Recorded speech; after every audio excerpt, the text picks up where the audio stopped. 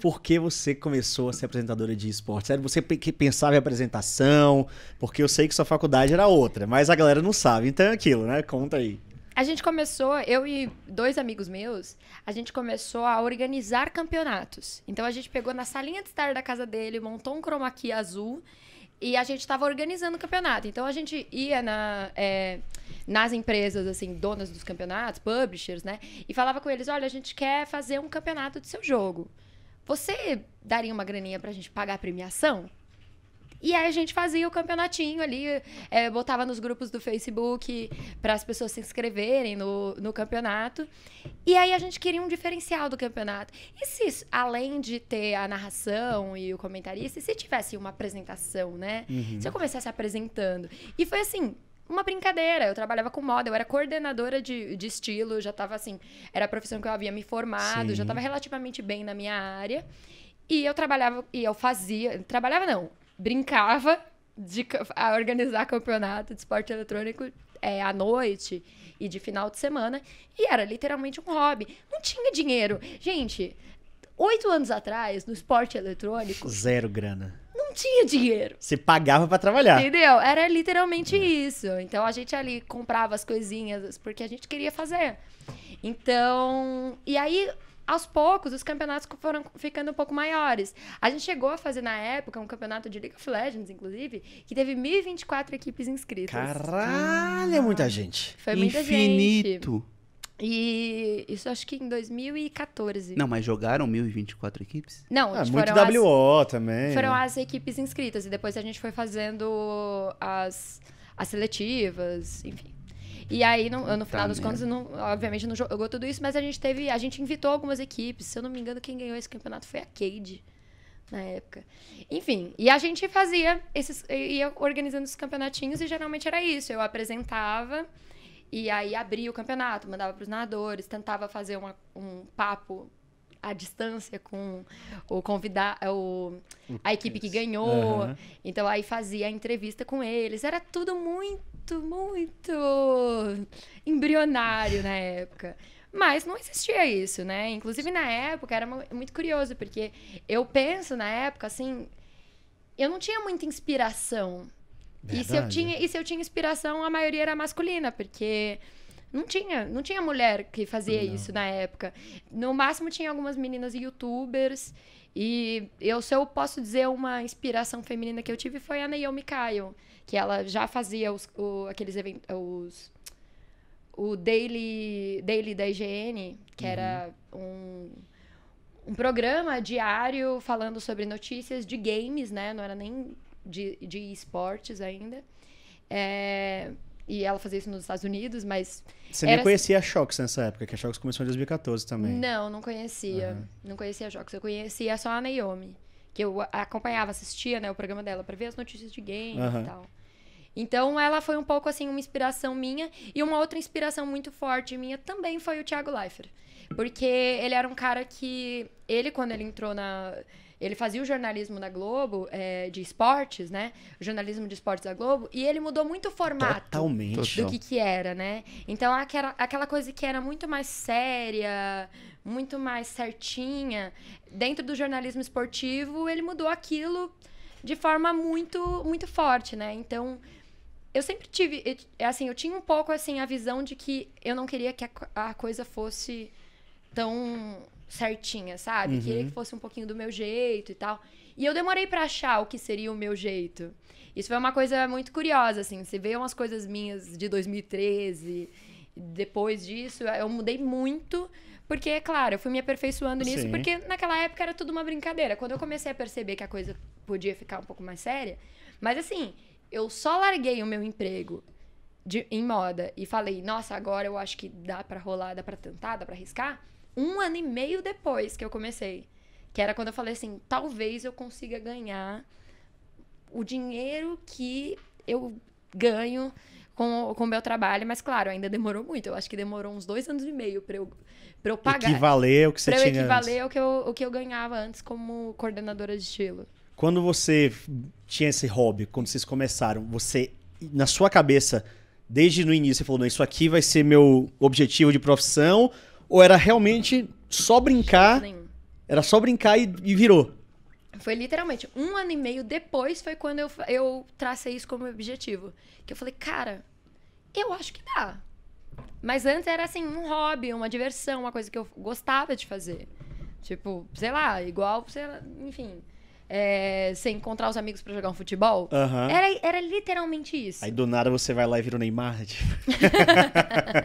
E olha que muito louco. Muita gente, tipo, como a gente fica mostrando essa parte, né, de bastidor do esporte e tal, a galera fala, pô, como que eu faço pra entrar? Como que... Cara, mostrando trabalho, né? Tipo, tem que dar as caras. Ninguém que tá no cenário, vocês, brotou. Tô aqui em casa jogando meu jogo, de repente vem o Morpheus, né? Aceita a pílula para entrar Mas no eu esportes? tenho uma dica boa, valiosa, que é o seguinte, fiquem de olho nos lançamentos. Porque do nada, lança o Vavá, pega, tipo, se enterra no jogo, faz stream do jogo. Quantas pessoas que a gente não viu? Eu conheço muita gente que era, sei lá, jogador de Point Blank na época que eu comecei, Crossfire, Warface, que pegou, assim, uma rebarba de lançamento de jogo, pegou um lançamento de jogo ali bom e virou um grande streamer naquele jogo. Isso aconteceu muito. Ou virou um grande jogador profissional naquele jogo. Então, fiquem de olho em lançamentos. É isso, é porque quando você tem um jogo gigante, um LoL, um CS, até outros jogos que você pode se colocar, já tem uma galera muito grande lá. Sim. Pra você competir com essa galera... A menos que você já seja bom pra caramba. Isso, pode acontecer, mas é muito mais fácil você ter esse destaque inicial no jogo que tá nascendo, porque não tem nada. Então, Exato. vai estar todo mundo olhando pra achar alguma coisa boa. E aí, não vai ter ninguém já... Pode ter um ou dois caras que vieram forte de outro jogo e estão ali tentando impactar, mas não tem uma amostragem. Competir com quem já tá alto é muito mais difícil. Muito mais difícil. Tá ligado? Então, essa dica é valiosa. É verdade. Assim, quando eu comecei no LoL mesmo, já tinha uma galera que tava há muito mais tempo, tipo o Tichinho, o Toboco, o Melão, principalmente, mas eu enchia muito o saco dos caras. Eu vinha pra cá, todo evento que tinha, ficava, dá uma chance aí, dá uma chance aí, dá uma chance aí, até que me deram chance, de tanto encher o saco. Mas era porque também, naquela época, de certa forma, eu tava começando. Né? Sim, claro. E quando você falou que já teve 1 ano e meio, depois começou a virar uma parada mais séria, você lembra quando foi? O que foi que fez você ter essa... Se foi um evento, se foi uma chamada, se foi um job específico, foi o timing? Eu lembro exatamente o dia. Invitational de CSGO na Max 5. Na época, acho que foi início de 2015. E a gente na época, já tava trabalhando na... Início de 2015? Não, desculpa. Início de 2016. Início de 2016. Porque eu lembro de você fazendo coisa antes disso, mas era Não, eu só já no fazia. freela. Já fazia. Não, porque eu já fazia muita coisa. Desde 2013. Eu comecei em 2013. Sim. Mas assim, eu tô falando o dia que eu falei... Que virou a chave. Virou a chavinha que eu entendi. Entendi. Foi esse dia. Por quê? Porque foi um dos primeiros campeonatos presenciais que eu apresentei com 4 dias de campeonato. Eu trabalhava nas mídias sociais deles também, da X5. Então, gente, juro pra você, até varrer o chão do palco eu já fiz. Tipo, eu já fiz tudo, literalmente. Assim, e era numa época que a gente tava realmente, exatamente o que você falou, comendo pão que o diabo amassou pra tentar uma oportunidade. E naquela época... Eu me lembro, assim, esse Invitational foi, assim, um divisor de águas muito forte, porque na época, eu lembro, eu já tinha entrevistado o Fallen e uma galera do CS quando eles jogavam Crossfire. Cara, os caras jogaram Crossfire uma época, pode crer, é verdade. Exato, já tinha entrevistado eles. Mas quando o CS voltou com tudo, porque assim... Quem não tá no cenário há muito tempo, não sabe que em 2014 já ninguém falava mais de CS. Nada. CS tava capengando. Tanto que essas estrelas pararam de jogar CS e foram jogar Crossfire. Exato. Eu tô tentando ser sutil. Não. Até o Fly falou isso aqui. É na época do Source, né? O Source tava uma porcaria. O Gol que deu uma... Spaca falou, pelo amor de Deus, até ele. E aí, quando veio de novo, assim, quando começou a voltar o CS... que os meninos começaram a jogar, foram jogar nos Estados Unidos e tal. E aí os meninos vieram pra São Paulo, e aí teve esse campeonato, aí veio o Fallen, ajudou a trazer uma galera da América Latina pra cá. Foi um negócio, assim, surreal. E eu, assim, apresentando o palco, entrevistando, e terminava cada entrevista e cada partida, eu fazia o corte pra jogar no YouTube, pra escrever matéria. Tudo, eu fazia tudo. Mas esse campeonato foi um campeonato, assim, que foram 4 dias de campeonato que eu trabalhei o dia inteiro. Caraca. Mas, assim, foi o dia que eu senti no sangue. Eu falei, é isso. Nasci pra isso. Nasci pra isso. Porque, realmente, tipo, fazer tudo que eu tava fazendo e ainda conseguir fazer direito, com primor, porque eu sei, eu fiz até entrevista em espanhol nesse evento. Hablas espanhol? Foi bonito, foi bonito. Hablo no muy bien, pero estoy melhorando agora. Aí, pra mim já falou pra caralho. Estou estudando. E aí nesse dia você viu muito mais pelo resultado ou pelo que você sentiu? Pelo meu resultado. Não foi um resultado... Não foi só um resultado de números. Porque não foi isso, cara. Quando as pessoas veem hoje o cenário, que algumas pessoas explodem, Free Fire, que é essa explosão, a galera não tem noção de que o cenário foi crescendo muito aos poucos. Sim, bem devagarzinho. E quem tá há muito tempo nesse cenário cresceu aos poucos. Não cresceu do nada. Não explodiu do nada, né? E eu nunca explodi do nada. Eu assim, hoje eu tenho... Minhas redes sociais são bem grandes, o meu trabalho é bem grande, eu tenho muitas empresas que trabalham comigo, tal. Mas isso nunca foi do nada. Isso foi uma coisa, assim, muito step by step.